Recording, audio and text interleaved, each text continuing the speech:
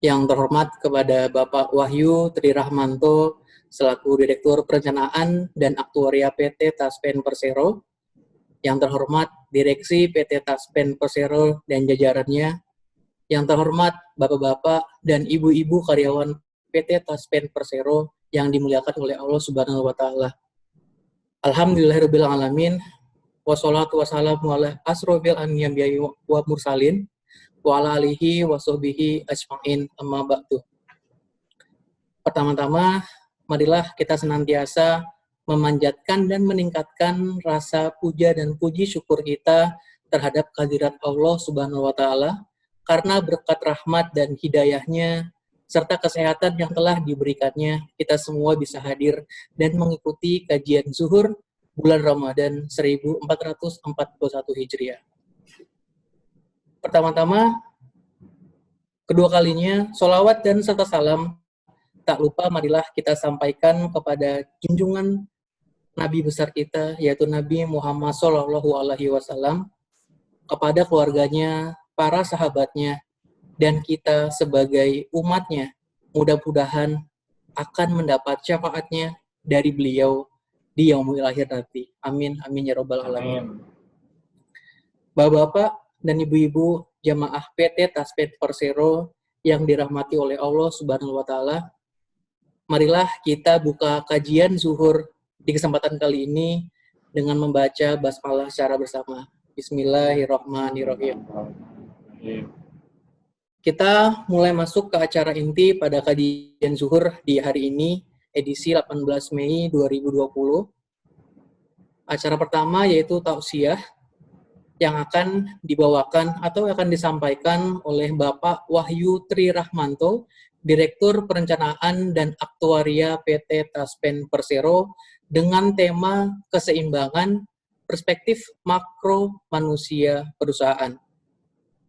Adapun kepada bapak-bapak dan ibu-ibu seluruh Taspen yang sedang menonton kajian ini, silahkan bagi yang mau menanyakan dan mau bertanya jawab, kami buka kesempatan untuk bertanya melalui WhatsApp di nomor 0812 1769 8761. Kami ulangi, bagi yang ingin bertanya jawab, silakan nanti dapat WA langsung di nomor 0812 1769 8761. Dan sekarang mari kita dengarkan tausiah yang akan dibawakan oleh Bapak Wahyu Tri Rahmanto, Direktur Perencanaan dan Aktuaria PT Taspen Persero. Kepada Bapak, kami persilakan. Ya, terima kasih Mas Adi. Assalamualaikum warahmatullahi wabarakatuh. Alhamdulillahirabbil alamin.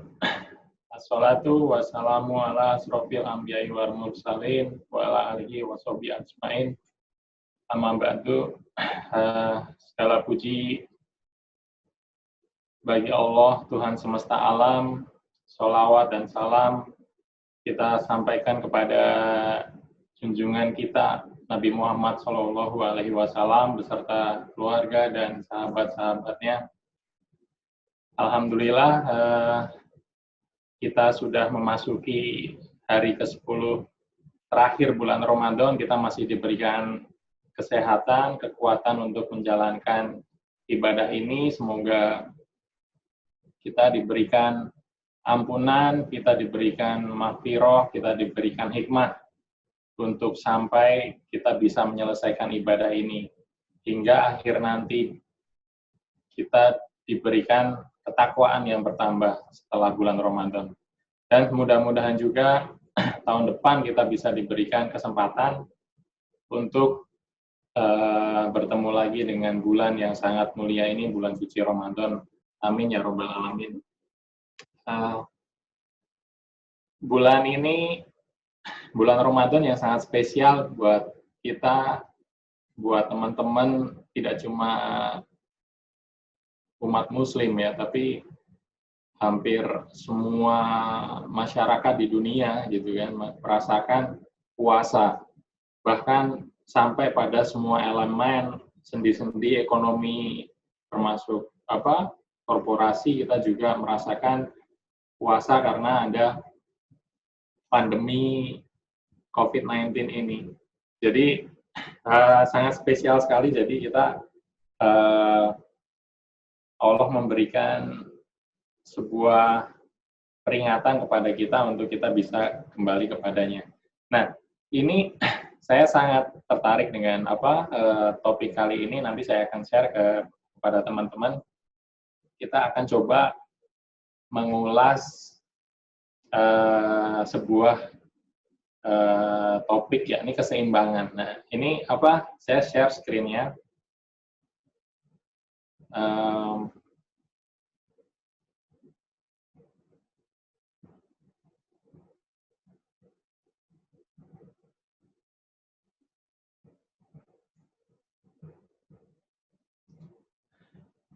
Nah, ini saya mohon maaf karena keyboard saya bahasanya bahasa Romawi. Jadi saya ketik saja ini terjemahannya, kira-kira saya kutip dari 3 ayat di dalam surat Al-Quran. Nah, nanti masih ada banyak lagi ayat-ayat yang mengupas tentang keseimbangan ini. Yang pertama yakni Quran surat Al-Mulk ayat 3, yang artinya yang telah menciptakan 7 langit berlapis-lapis, kamu sekali-sekali tidak melihat pada ciptaan Tuhan yang Maha Pemurah sesuatu yang tidak seimbang. Maka lihatlah berulang-ulang adalah kamu lihat sesuatu yang tidak seimbang. Nah, di sini dari perspektif makro gitu, dunia ini diciptakan oleh Allah, didesain untuk berdiri dalam sebuah keseimbangan, bermula dari Big Bang, kemudian mengembang sampai menyusut menjadi sebuah planet, bintang. Nah, itu ada mekanisme sebuah keseimbangan. Di dalam bumi ada namanya lapisan-lapisan yang sampai di dalamnya ada gas gitu ya. Gas itu kalau tidak ada yang menahan sebuah gaya gravitasi keseimbangan, bumi ini bisa tidak stabil. Kalau tidak stabil ya pecah.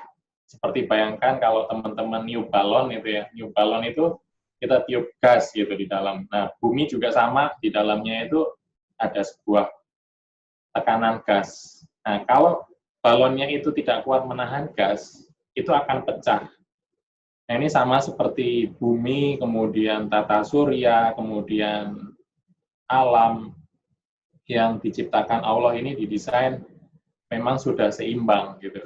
Jadi sampai mereka bisa mengintari orbitnya masing-masing dalam jalur-jalurnya, ini semuanya diceritakan sangat detail di dalam Al-Quran, di dalam surat-surat yang lain.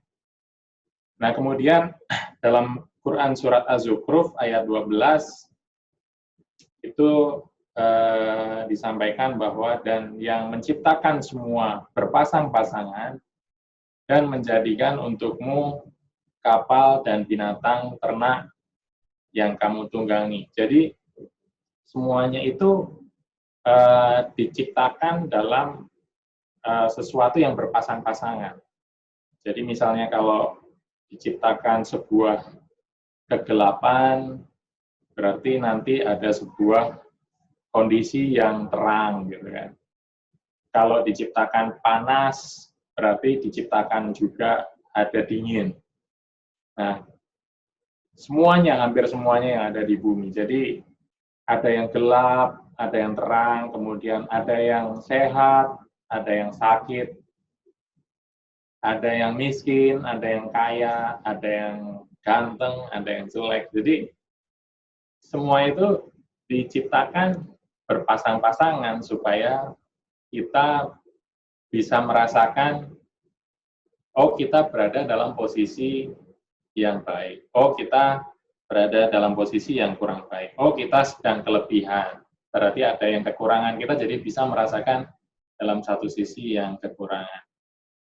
Nah, sama seperti kita sekarang sedang diuji dalam sebuah krisis ini, kita diingatkan supaya kita bisa merasakan dalam setiap kondisi yang kurang ideal. Kalau lagi dekat sama keluarga gitu kan, kalau sekarang kita jadi ngerasa jauh gitu kan. Jadi pada saat kondisi dekat dengan keluarga kita bisa bersyukur. ada yang lagi senang, ada yang lagi susah gitu. Nah, kalau kita dikasih kesenangan terus, itu kita tidak tahu kalau ada kondisi yang sedih. Nah, kalau kita dalam kondisi yang sedih seperti ini, ya kita jadi tahu pas sedihnya seperti apa, pas senangnya, susahnya seperti apa. Kalau semua diciptakan ideal, gitu ya, diciptakan ideal, tidak ada gelap, semuanya terang. Jadi kita kondisinya nggak tahu kalau itu dalam kondisi gelap. Kalau diciptakan senang terus, nanti Didi Kempot sama Glenn Fredly nggak jadi bikin lagu yang ambyar gitu kan. Jadi, nah itu hikmah-hikmah di balik semua kondisi itu kita harus bisa merasakan. Jadi teman-teman harus mencoba untuk merasakan semua kondisi. Jadi, nah memang orang-orang yang tidak mengenal konsep Tuhan atau ateis itu mereka seringkali kalau menjudge Tuhan itu maha sempurna. Jadi kalau ada ketidaksempurnaan, ada sebuah keburukan, ada sebuah kejelekan, itu wah ini bukan ciptaan Tuhan gitu kan. Ini sebuah kejadian alamiah biasa, padahal dalam surat sudah tertulis semuanya diciptakan berpasang-pasangan gitu, semuanya kita bisa tahu. Teman-teman juga bisa membayangkan kalau nonton film gitu ya, nonton film drama Korea misalnya, nggak ada yang sedih-sedih gitu, seneng-seneng terus dari awal gitu, makan-makan gitu, main-main sampai akhir cerita gitu terus, senang terus, kan nggak seru gitu ceritanya. Jadi kalau ada dibuat kesedihan, nah itu ceritanya baru menarik cerita ini. Nah supaya semua perannya ini bisa berjalan. Sama kayak teman-teman juga nonton film superhero gitu kan. Batman pasti ada lawannya gitu kan, Joker. Superman juga ada lawannya, Lex Luthor. Coba kalau filmnya itu didesain nggak ada musuhnya, nggak ada penjahatnya.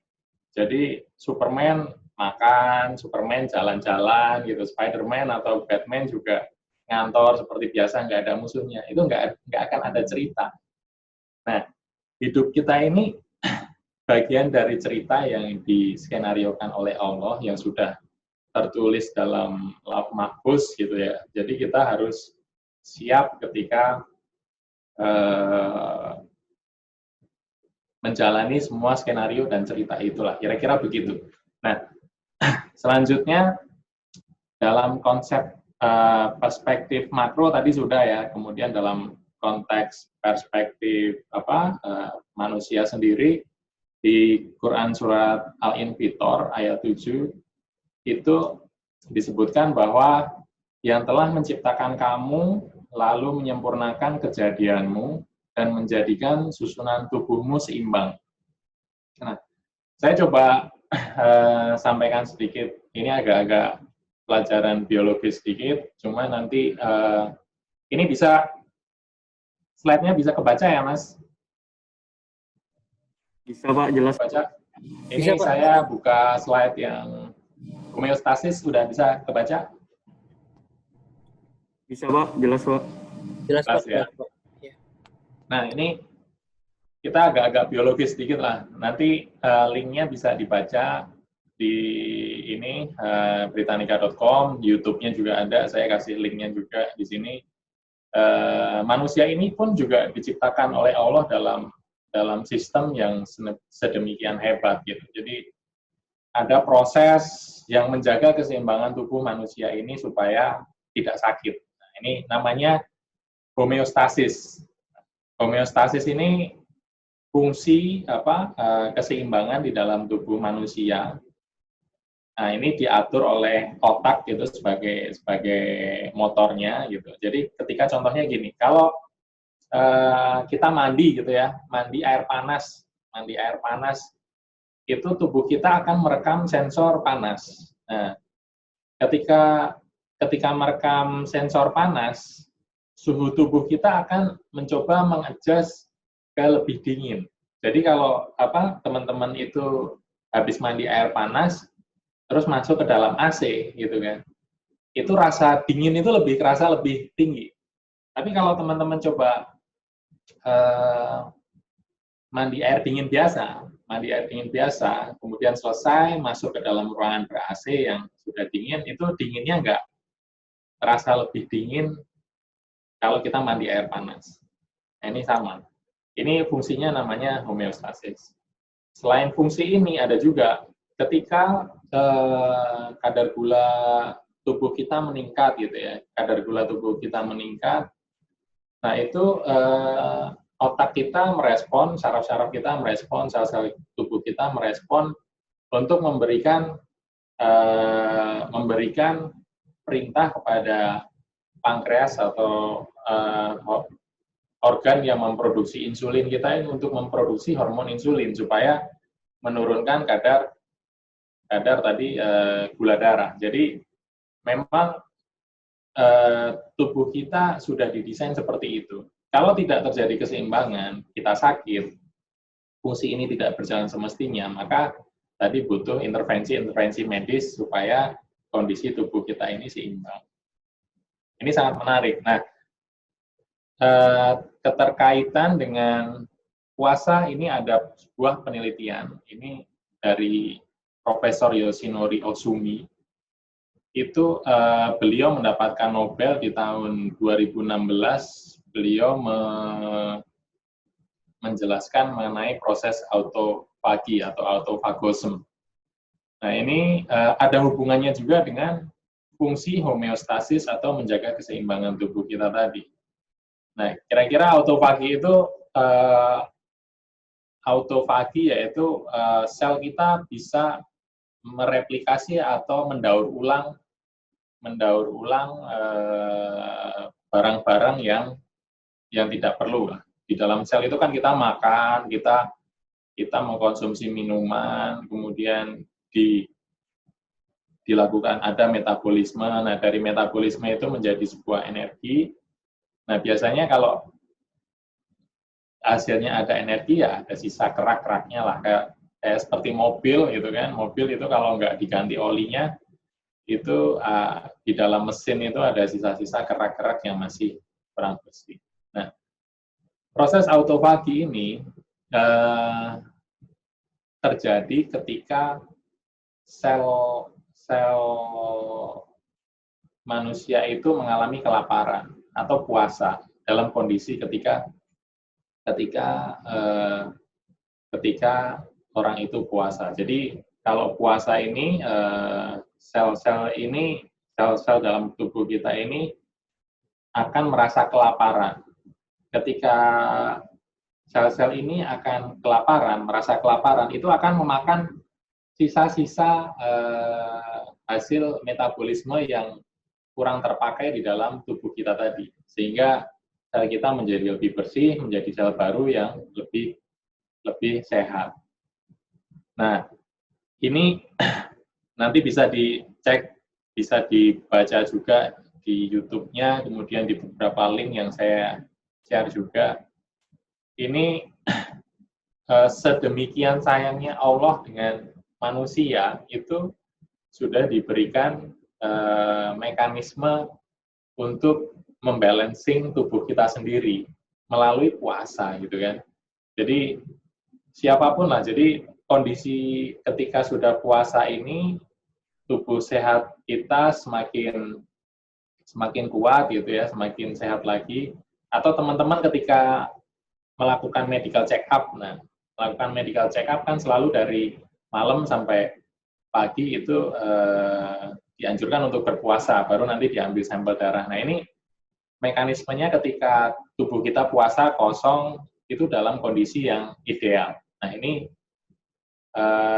proses inilah dibuat sedemikian rupa, sudah diteliti oleh seorang ahli dan dituliskan dalam Al-Quran kita, tidak hanya untuk umat muslim, tapi umat-umat yang lain, umat-umat yang terdahulu itu juga dianjurkan dalam kitabnya untuk berpuasa, karena Allah begitu sayangnya kepada kita semua. Subhanallah ya. Nah, eh, yang terakhir, bagaimana dalam perspektif sebuah korporasi gitu kan? Dalam sebuah korporasi berarti diciptakan keseimbangan juga. Ya harus, kalau nggak seimbang nanti laporan keuangannya nggak ada neraca gitu. Jadi neraca itu dibuat seimbang juga antara aset dan liabilities. Jadi ada keseimbangan dalam sebuah perusahaan. Nanti kalau utangnya sudah terlalu banyak, harus diimbangi dengan penambahan modal. Kalau aset-aset yang kurang ideal, tadi ada nongkrong di dalam sisi aktiva, ya itu sebisa mungkin tadi di-impair, makanya ada impairment test, makanya ada proses bersih-bersih gitu kan. Makanya di sebuah tatanan korporasi, kemudian penyajian laporan keuangan itu juga disebut sudah dilakukan analisis, memang kalau idealnya ya perusahaan ini seimbang gitu. Termasuk dengan laba rugi ya. Jadi perusahaan kita kan selalu dituntut laba gitu kan, selalu dituntut growth, selalu dituntut ekspansif gitu. Tapi kalau laba terus itu laporan keuangannya nanti namanya bukan laporan laba rugi, tapi laporan laba-laba, yang jadi aneh kan. Jadi memang dalam kondisi tertentu perusahaan ini juga memang diperlukan kondisi mengimpair atau menghapuskan aset-aset yang kurang ideal tadi melalui mekanisme tertentu, tentunya yang sudah diatur secara perusahaan.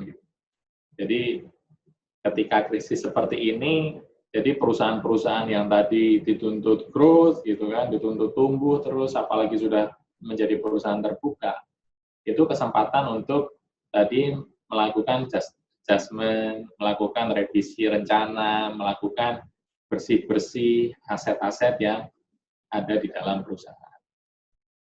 Nah, kira-kira itu rekan-rekan yang saya coba sampaikan. Nanti materinya saya akan share ya. Silahkan nanti bisa hubungi Bapinro, Mas Adi, atau sekretaris nanti. Ini materinya nanti akan kita share. Ambil kesimpulan sedikit ya. Jadi Silakan, Pak. sebagai penutup, jadi penutup kajian ini kita bahwa yang kita bisa simpulkan yakni Allah itu menciptakan semesta, menciptakan universe, menciptakan alam, kemudian manusia, organisme, sampai kepada unsur-unsur penyusun dalam sebuah unsur-unsur penyusunnya itu dalam sebuah keseimbangan sistem yang luar biasa dahsyat. Jadi semua diciptakan dalam kondisi seimbang. Jadi ada mekanisme yang menjaga keseimbangan, dan Allah yang Maha Penyayang itu memberikan petunjuk kepada manusia melalui Al-Quran, melalui kita berperilaku. Jadi bagaimana cara kita makan gitu kan, dijaga haram halal supaya lebih sehat. Kemudian kita dianjurkan berpuasa, kemudian kita dianjurkan berzakat sampai berkurban. Nah, ini mekanisme-mekanisme yang diatur Allah dalam agama kita ini menuntun kita supaya kita bisa mencapai tadi keseimbangan. Nah, korporasi juga seperti itu juga kita juga harus senantiasa menjaga keseimbangan asetnya, kemudian liabilitasnya, kemudian kita juga bisa antisipasi kalau laba atau rugi. Nah, pendapatan dan biayanya ini supaya kita siap gitu ketika menghadapi kondisi krisis gitu, kita sudah siap antisipatif. Nah, intinya di setiap semua kehidupan gitu kan, semua sendi perusahaan bisnis kita, baik manusia maupun seseorang manajer atau CEO, kepala cabang, kepala divisi, itu harus senantiasa antisipatif dan siap gitu untuk menghadapi dalam setiap skenario cerita yang disusun oleh Allah Subhanahu wa Ta'ala tadi. Jadi kita harus siap dalam kondisi baik, kita harus siap dalam kondisi susah, kita harus siap dalam kondisi kaya, miskin, sehat, sakit, dan ujungnya kita pun juga harus siap kalau sewaktu-waktu kita dipanggil gitu kan, dipanggil oleh Yang Maha Pencipta. Kita juga sudah harus siapkan amalan-amalan kita sudah siapkan tabungan kita nanti di akhirat itu supaya nanti di sananya nggak rugi. Nah, ini investasinya makanya harus nggak cuma investasi di dunia saja, tapi juga harus dibalance dengan investasi di akhirat. Kira-kira Mas Adi itu dari saya, kurang lebihnya atau salahnya dari saya, yang baik hanya milik Allah Subhanahu wa taala. Subhanakallahumma wa bihamdika asyhadu alla ilaha illa anta astaghfiruka wa atubu ilaik. Waalaikumsalam warahmatullahi wabarakatuh. Salam untuk teman-teman semuanya di cabang, tetap semangat sampai akhir Ramadan.